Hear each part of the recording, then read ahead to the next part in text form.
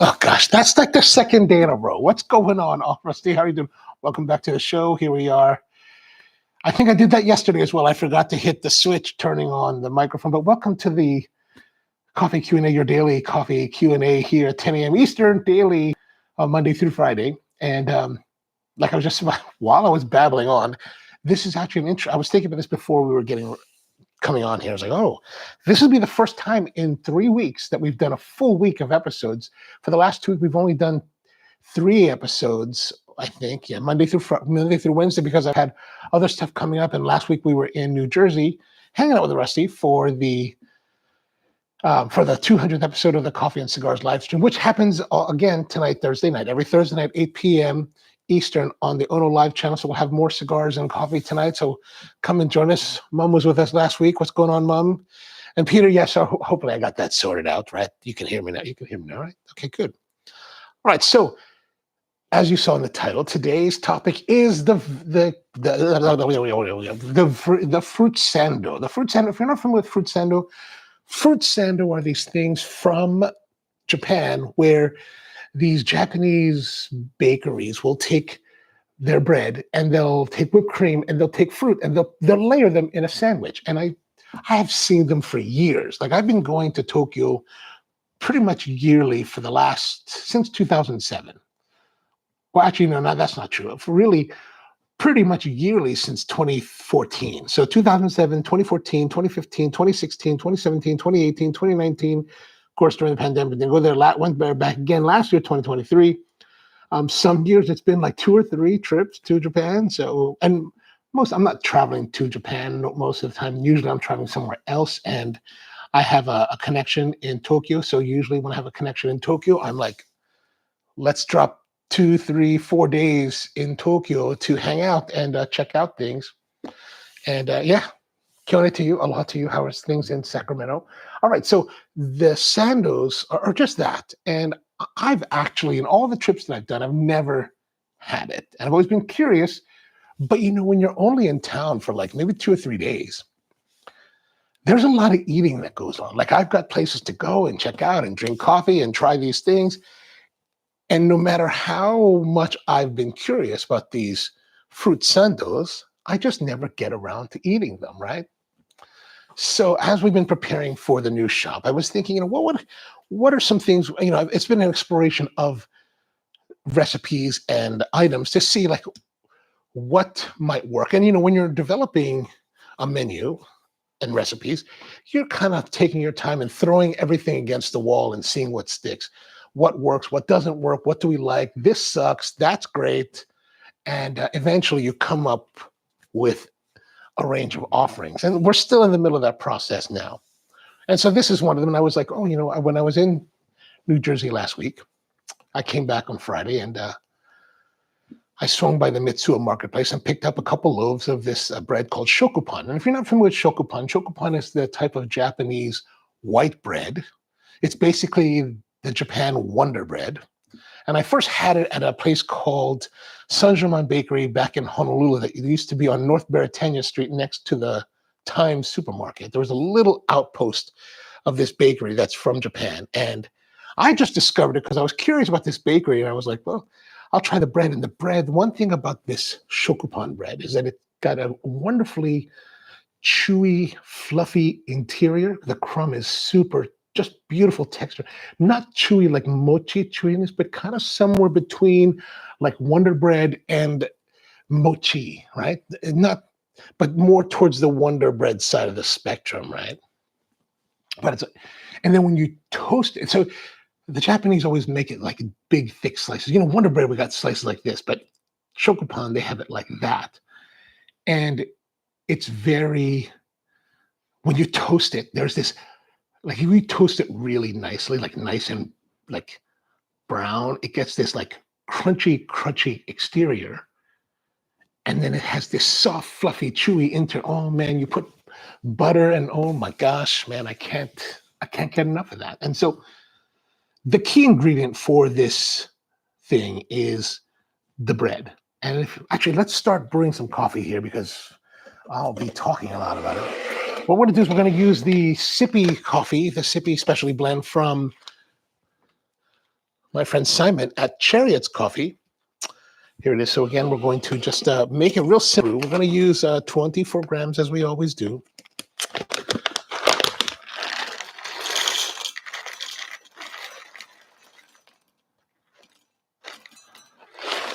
So Rusty, you're still out in Kentucky, right?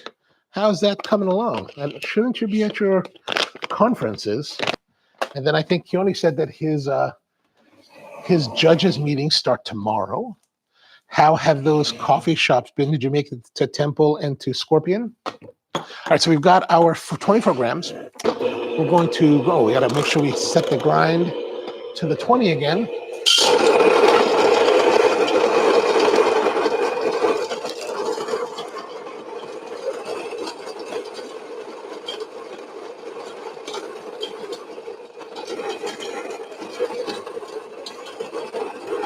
You know, if I was a lot more of a sophisticated live streamer with all these like special effects, I would have something that be like, this is the grind cam. You know what I mean? Like down here or something. Grind cam. Ba, ba, ba, ba, ba, ba, ba. All right, there, a little bit. No, there's a little bit there. Gotta get all that through. Actually, if I think about it, it would be kind of interesting to be, if you see where this piece is, it would be interesting to have like a camera lens right there so we could see the actual things happening in the grinder. So today we're going to go back to using the Cafec flour dripper. Got that here, the Cafec flour dripper with the Timu Hario kettle or whatever you call this knockoff, which I'm really, this is like $6 and it's like super nice. Like I would not be surprised if this is made by the same factory that makes the Hario because it's thick and weighty. I'm really just kind of like surprised. All right, so we've got the Abaca coffee filters from Cafec. All right, yeah, nice, right? Oh, no wonder, we're just using a cut. We should be having nice blendy kind of transitions, right? That's nice and blendy. I don't really want to do sharp cutting. Okay, so we've got this filter here. And of course it's got the, what do you call it? The seam. We're going to fold that over. And I, like I said in the past, I always like to put the seams on the handle just for uniformity and neatness. This is how we train our baristas so that everything is, relatively uniform. Does it really matter? Probably not. I mean, why would it? Because it doesn't matter where you put that seam. Anywhere in this, it's going to be a seam and it's going to do whatever seams do. But, we want to show some level of discipline. So Keone says, I'm going to at least one of those coffee shops this morning. Excellent. I always forget, I always forget the time difference sometimes. It's like, it's 10 a.m. here, so it's only 7 there. I'm like, don't you have to be at your meetings? Or don't you? Or I guess not, meetings are tomorrow. So just, if only one, if you'll have all day, why only one? Why not go to them all? All right, so here we go. Let's put the coffee in here. The Sippy Specialty Blend from Uganda. Sippy Falls, Mount Elgin. Okay, we got to shake that a little bit more to get it nice and put that over here. Oh, you know what I haven't done? Lolo Me has not done any heating of the water, so we're just going to have to heat the water first. So back to the shokupan. So what is the shokupan that's different about that than other brands? And one of the big things is that it uses something called tongjo. Tongjo is this type of preparation where you take the flour, you take the sugar, you take milk, you put it in. Do you take sugar? I think you take sugar. Maybe you don't take sugar. I have to look at the recipe. But anyway, essentially you're taking the flour and the milk and you're heating it in a pan, right, to create, kind of like when you're making pâté choux, right? You're going to heat that up. And what that does, by heating the flour, it increases the hygroscopicness, right? Is that a word? I don't know. But basically, it allows you, so like a fabric, right? This cotton shirt can only absorb so much water, right? Before it's fully hydrated. And imagine flour can only absorb so much moisture. But if you heat it, in this Tongzhou method, it actually allows it allows it to hydrate more. When you mix the final dough, the dough can be more hydrated than it would be had you not done this heat process. So you'll heat this thing, you'll let it cool overnight and develop and mature overnight, and then you'll use it the next day in your dough, and that will allow you to increase your hygroscopicness. Peter says, I fold my cone in quarters. Oh, interesting. So does that mean that you're using a bigger cone than what would normally fit in the pour over, so that you can, because it just seems like that would, if I feel like maybe I'm wrong, but I feel like if I folded this more over, right? If I folded this more over, that it would make it a narrower, the diameter would be narrower. Is that how you, I'm curious. That's interesting to know. So that increased the hygroscopicness, which allows you to get more of that chewy moisture texture of it. I don't know if it changes the actual gluten structure of the bread. That part I haven't read yet. If you're interested in making it, there's actually a good recipe in the New York Times, has a nice Tongzhou shokupan bread recipe that's I've tried it. It actually works pretty well. We're getting there. Totally forgot to turn that on. Oh, no reason for the fold, says Peter. Well, what reason? What reason do you have than pleasure? There's nothing. There's really nothing more than that. And really, at the end of the day, what is coffee? Coffee is about pleasuring yourself, right? And I'm all about pleasuring yourself. I'm in favor of people pleasuring themselves in whatever way that they want. So, yeah, as long as you're enjoying it, well, what's the problem? That's why nowadays I don't really get too hung up on dogma in coffee. It's like, do you enjoy it? Then it must be good. Would I necessarily do it? Maybe. But even if I wouldn't do it, as long as you're enjoying it, it just looks better. See, and that is part of it. Is there, let's take this for example, right? Is there a difference? Oh yeah. Here's a good one. We'll get the ODZ out for this, right? So let's put this aside here. While the water boils, we'll go off on this tangent. So let's look here. We've got our kefek flour, and then the ODZ, right?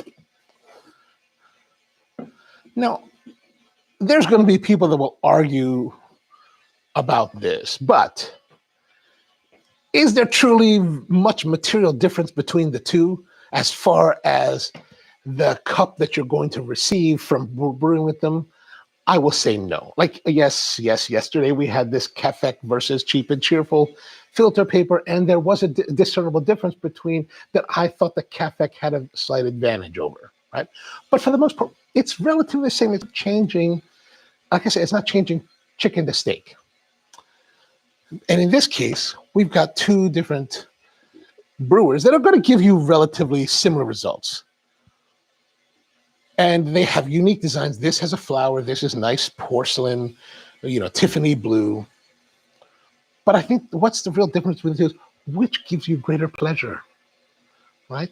Which looks better to you? Which, if you were to brew with them, which would make you more happy to brew with on a daily basis? Now each person has their own taste. So I can't tell you that this or this is superior, because you're going to look at it and be like, well, I don't know about that. But I think there's some beauty to be had. And if you have something that's beautiful to work with, that is aesthetically pleasing, that is ergonomically pleasing, that feels good to work with, oh, gosh, yeah, absolutely. And I think that's true with, pretty much any tool that you work with. It goes back to knives. I'll show you, this knife here. I've got a knife for the Sando thing. This is a knife that I picked up from a place called Korean. Korean is a Japanese knife shop in New York City in the Wall Street area. And this is a brand that I can no longer remember the name, but I saw this and I was like, whoa, Damascus steel hammered, with this nice, I don't know if it's rosewood or not, but this nice, handle well balanced. Like I just thought it was like, I saw that when I bought this probably 15 years ago. And I was like, oh, that's super sexy. I must have it. I think it was like 185 bucks. It wasn't terribly expensive, but it's got nice balance. This is, I know you guys know what this is. I can't remember the name. It's the Japanese like santoku. It's a santoku shape rather than the traditional French chef's knife. I like the balance of it. I think the blade is really nice and sharp, right? Like if I show you, you can't really see that too much, but the blade is nice and sharp. But what is it? It's aesthetically pleasing. Like it just is pretty, right? Like look at that. Like just pretty. And it's nicely weighted. So it's got nicely weightedness to it. It's got good edge. So it's ergonomically, it feels good. But what really makes it is that it just looks pretty. Right, I've got a nice global knife, that Santoku, that also is well balanced, but I don't get the same amount of pleasure with the globe than I do with this one. And that's only because of aesthetics. Right? Okay, so we got our water boiling now. So let's go back to our brewing, put it all back together. I'm gonna zero out our scale. I'm going to go this way, right? Yes, global is also really light in weight. I agree. I like the global. That's actually what I use on my day-to-day cutting. I have it actually in a drawer in the kitchen upstairs. So I'm like, I'll just use that. Just like keeping the box and use it when I really feel like cutting stuff for special people, which is what we're doing today. All right, so there we are. We've got our water. And let's begin our brew.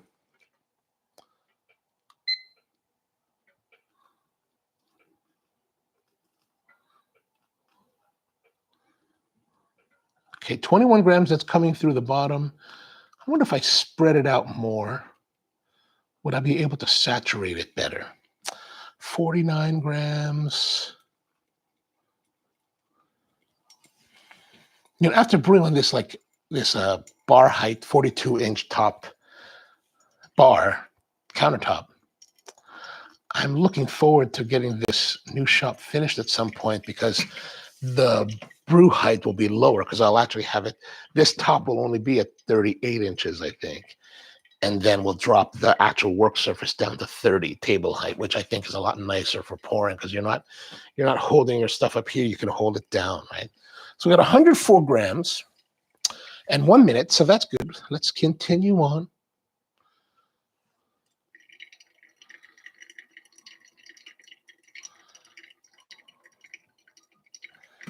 Like as always, we just want to I like to keep the grounds, at least hydrated, so they're always in some level of extraction. I think that's important.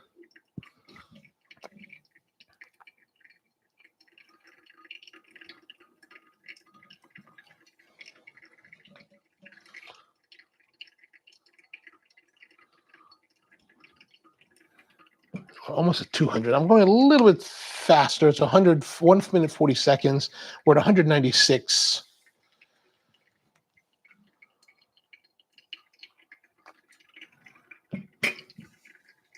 I'm really just trying to hold it at a certain brew level. Pull that back over here.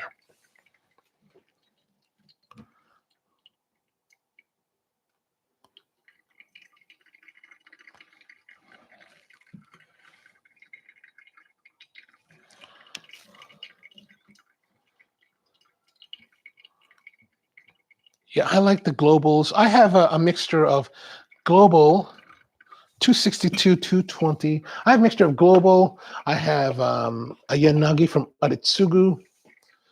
And what else do we have? I've got a bunch of the Dexter Russell, like white-handled stuff that's just for kitchen use, and especially for when it comes to serrated knives. I only buy the commercial versions. This one here is a Next Day Gourmet. This one's a Next Day Gourmet. This white-handled stuff here. When it comes to serrated knives, like I think it's a waste of money to buy anything really fancy because the serrations eventually are going to wear out and it's really difficult to sharpen them. I think it's also impractical to sharpen.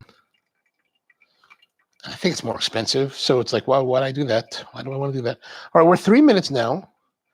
We're going to go right to 3 minutes, 350 grams of water. 347, 350. There we go. 350.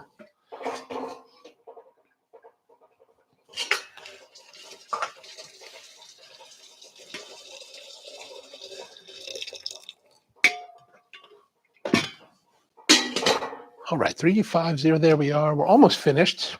3 minutes, 41 seconds at the moment. So yeah, just in our range, it's 348 at the moment. So that's good. All right, so there we are. We've got our coffee brewed. Now, what are we going to do now? We're going to let that cool down. And let's get to our Sando, right? So we need our cutting board. And I've got the Sandos here. So here's how you make them. You take the shokupan and you take your slices and you want to make whipped cream. So you could, if you want to buy whipped cream, you just go buy it. Cool Whip works. I kind of debated on what kind of whipped cream to buy. Like a lot of times I'll buy from a local farm. That whole artisanal, grass-fed, blah, blah, blah, blah, blah, blah, blah. And, those are great. But I was thinking, what, for this one, let's go with a commercial milk, just a grocery store, heavy cream, 35% milk fat, and use that because there's something about that kind of lightly neutral dairy flavor that I think might be more accessible to people, right? Like I think American audience, while they may be curious to fruit Sandos, I think there's going to be a segment of them that's like, well, what kind of craziness is this? Even I'm like, what kind of craziness is it? Am I going to have sweet with my sandwich? I don't understand why we think that way. It's just because we have weird programming. Like nobody thinks anything untoward about having jelly with your toast, but that's essentially the same thing: sweet fruitiness with your savory toast, right? All right, so what we're doing is so I took that, made up a 8.75% sugar whipped cream. 10% is fine. So basically, if you took 200 milliliters or 200 grams of heavy cream, which is less volume than it would be if it was water, right? Because everything that's not water, well, milk is heavier than water. So take it by weight, 8.75% by weight. Eventually might probably go to 10%. I just tried that ratio. And then put it into your whisker and whip the heck out of it until you get stiff white peaks. And then what we're doing is we're taking I'll show you the bread here. We're taking the slices and then coating them with the whipped cream. And then we're arranging the fruit in a pattern so that when we slice it, it will show a cross section of it. And that's part of the whole visual appeal. And if you look online here on YouTube, there's a lot of different videos where you'll use different fruits. Like let's say they'll use a mandarin and they'll line up kiwi fruit, sliced kiwi in a way so that when you do the cross section, it looks like a flower with like stems and petals. It's really pretty. They have really unique ways of doing it. So sky's the limit as far as your creativity goes. This is going to be very simple. This is very simple. When I was come back from New Jersey, I stopped at this farm stand and picked up a quart of nice locally grown strawberries. I was surprised they still had locally strawberries. And I picked up a kiwi, a golden kiwi that was actually like, I should have known when I picked it up. It was already way too ripe. Like it's on its way. Like it was, when I peeled it, it was like the outer rim was all mushy. And I was like, oh man, well, we're going to see what happens to that. But these are just kitchen tests, nothing concrete. These won't be, it's unlikely these will be what they look like in the end. And so you take your bread, you layer them. So you're going to lay out, you clean the fruit up, and then you arrange them in a way that will look nice, right? And so then you put the two halves together, and then you wrap it in cling film. right? And what you want to do is you want to put some kind of indication. I just use a Sharpie to cut right here to show the center where the fruit is lined up. So when I actually cut it, this is where we're going to cut, right? And there it is. That's it. That's it, right? And so that's cling film, and you kind of compress it. Now you'll notice here that this is the butt end of,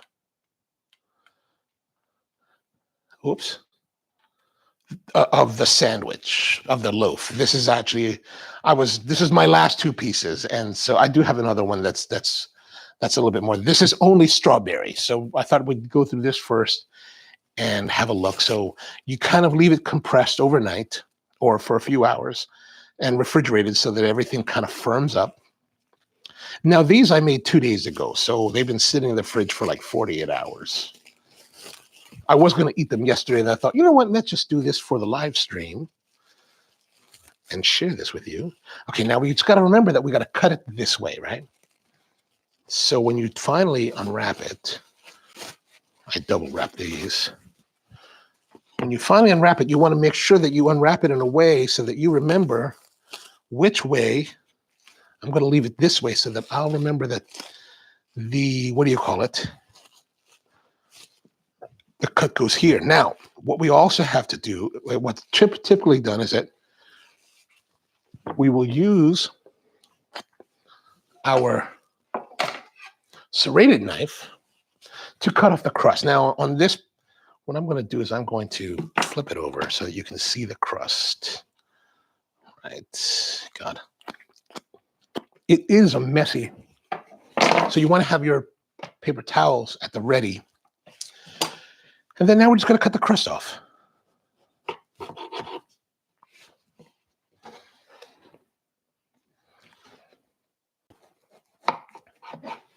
Now this one's not going to be perfect because, you know, it's not the full deal. Oh man, this is so, you really want to wipe off your knife between slices so you don't.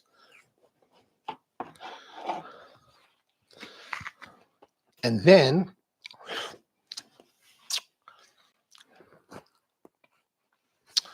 all right, this is the way it was, right? That's the way it is. So now we want to cut it down the center. Now, in other videos I saw, people didn't use the serrated knife, but for this first one, we're going to try the serrated. So you want to go point to point, just like that. Put those aside. You can make parfaits with these. Wow, it's really, I am not prepared for the level of mess that we're having here. All right, let's just open that up. And oh, so as you can see, this is not the equal to the image that I put on the thumbnail. This is quite amateurish, but it's a learning process. We're just here to learn to see what kind of results will we have. And of course, this is the butt end. Maybe I cut it wrong. I don't think so. Gosh, that looks super small. I don't know what I was thinking with this one. Let's have a taste. Oh.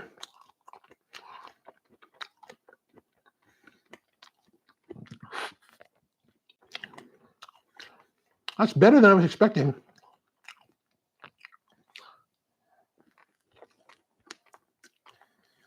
Oh, that's good. It's like Twinkies with, you know, meats, with fruits. All right, let us go and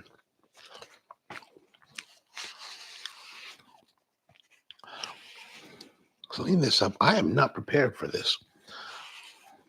Oh, I do have some plates here. Let me just put all of these on the plate. Now, there is a textural difference because, you know, this is the butt end of the, so we're going to put that here. Put that here.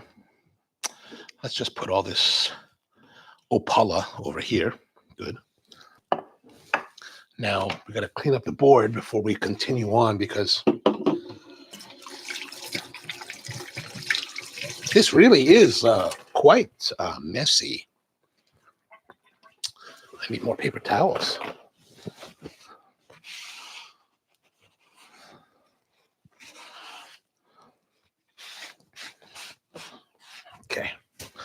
let's continue on now. We have one more to check out. This is the main one that I made right here. This is using 2 proper slices of shokupan. So we're going to take that out.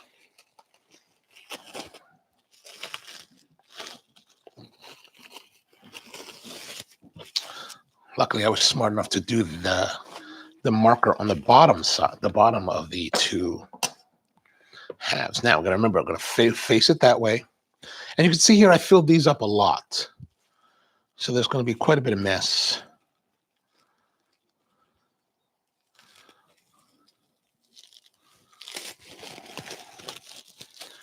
All right. This is the way.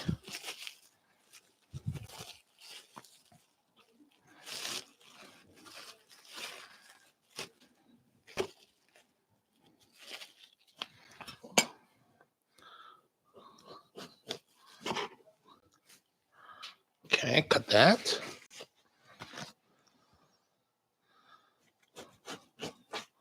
Cut that. Move these to the Opala. Oh no.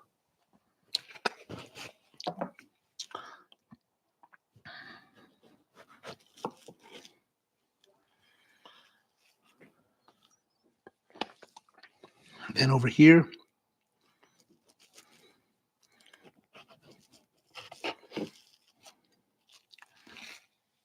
nice. Okay, now,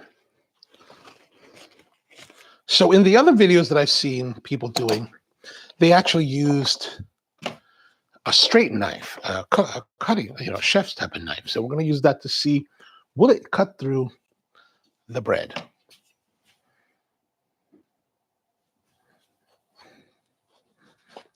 Oh, it does, if I only could cut it correctly. Okay, now move this to the side. Let's get our plate here, and we're going to transfer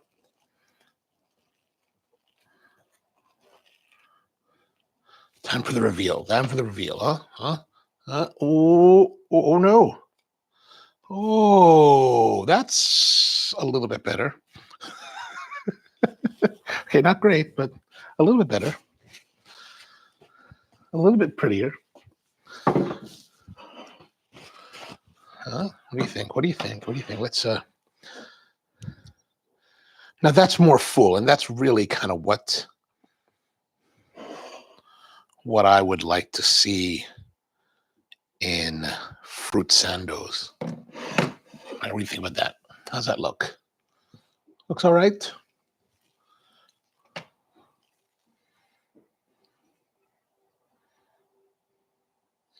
I could do better with the peeling of this, but like I said, these are already deteriorating, so not the best effort, but hopefully a decent first effort.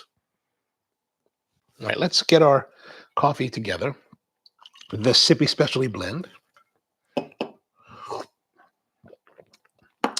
Oh, nice and robust, and a little bit bitterness that hopefully will be a nice counterpoint to the Sando. All right, let us get it here. Let's have this. This is a little bit more of a. This is not a pretty. It's not a pretty picture, is it? Phone goes there, knife goes away. Okay, that's a little bit better. Okay, so let's go with this big slice here. Not the biggest slice. All right, so we've got this here. Nice. And as you can see, we've got our New Jersey farm strawberries and then this kiwi fruit, golden kiwi. That is on the outside. It's getting pretty much done, but let's give it a try.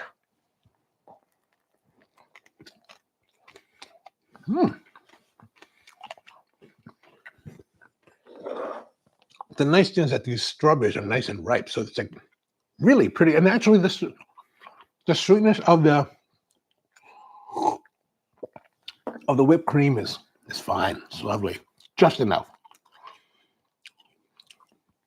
I was watching a mukbang video last night of this Korean girl who ate like a whole tray of these, and I was like, wow, how did she eat that? Because I was curious, like, how are you supposed to eat these? Like, what's the, because I figured that if you compress them too much, you'd have all this whipped cream flying everywhere. But it's holding together surprisingly well. I am a little bit surprised, but why should I be surprised that it's enjoyable when really it's strawberry shortcake, right?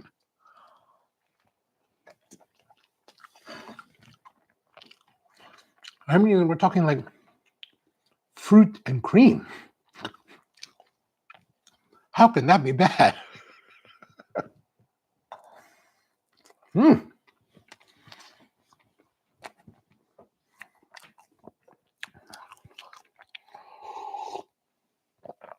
All right, I'm digging it.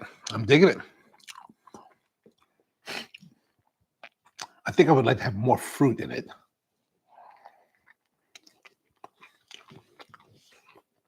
Maybe a way so that you could have, like, every bite is kind of like, except for this last one, right, where I did able to get a little bit of kiwi of the strawberry.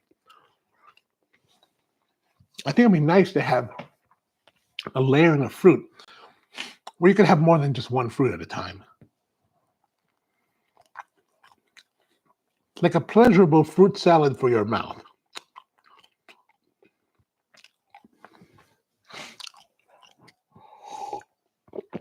So what do you guys think? Any ideas on like what fruits do you think would work in the fruit sando?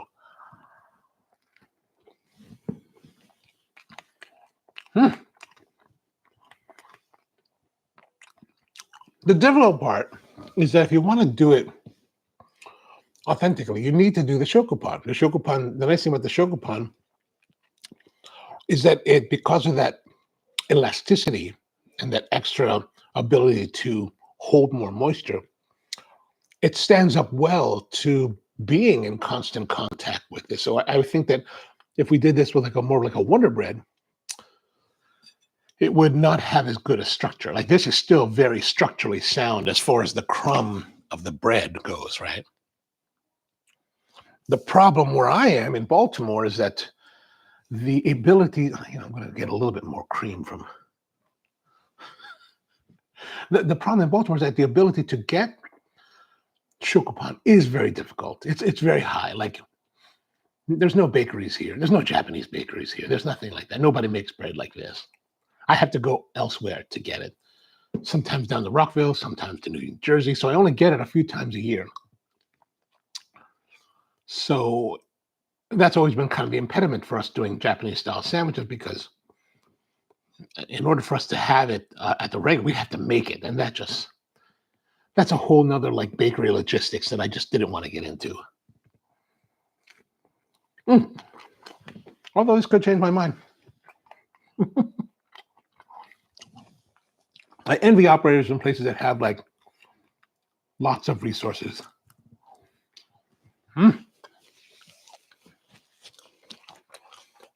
Peter says chocolate coated strawberries. Oh, I like that. I like that.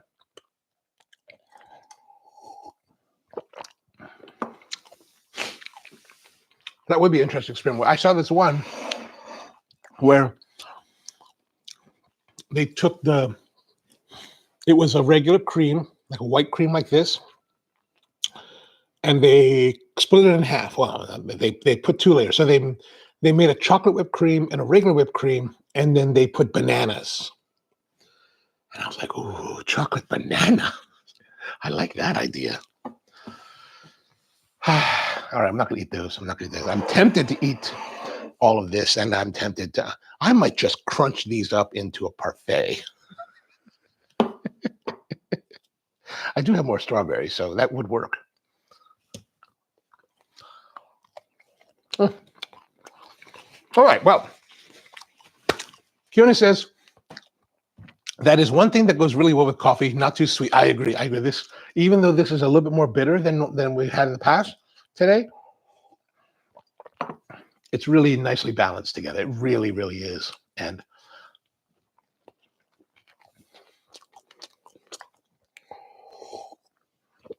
all this biting, I feel like Mark Wiens. There are stores that sell in Thailand that sell them. The Japanese, oh yeah, I've seen those, man. One year we were there. I was in 2014, I think it was. I was there, and my brother and my sister-in-law were there, and their kids, my niece and nephew were with us. And we were staying in Shinjuku, and I was at Takashimaya. Takashimaya, if you go to Takashimaya, the big department store, they actually have a grocery store on the bottom. And so they had the grapes. They had the really like amazing grapes. I think the grapes cost me $50. I spent $50 on it. There were 22 grapes on it. It was like $2 a grape or something like that. It was crazy. But I was like, I always heard about these crazy fruits. I was like, you know what? I'm gonna try it. I gotta have it.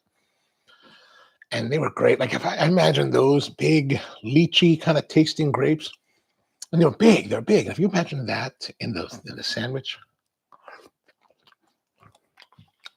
I was going to use some cotton candy grapes that I had, but I ran out of bread. Next time. All right.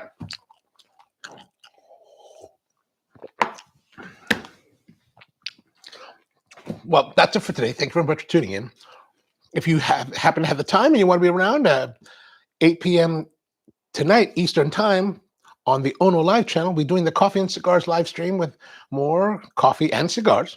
So if you have the time, come join us then. If not, back again tomorrow, 10 a.m. Eastern here on the Ono Coffee channel with more of your coffee Q&A. If you have any suggestions about topics we should talk about, let me know in the comments or wherever you want.